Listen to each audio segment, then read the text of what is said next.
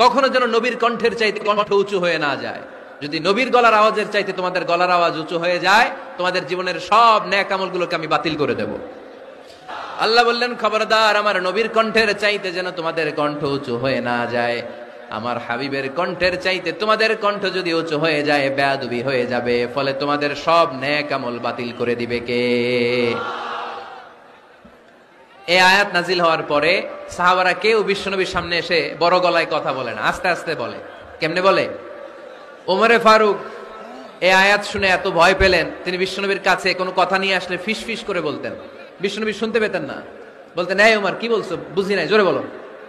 ওমরে ফারুক সাউন্ড বাড়িয়ে জোরে বলতেন। বিশ্বনবী বলতেন, এই কি বলেছো, এদিকে আসো, জোরে বলো। আমি শুনতে পাচ্ছি না, ওমর আরো জোরে বলো। ওমরে ফারুক আবার একটু সাউন্ড বাড়িয়ে আবার বলতে আরম্ভ করতেন। বিশ্বনবী বলতেন, আমি শুনতে পাচ্ছি না, জোরে বলো। সুবহানাল্লাহ পড়েন।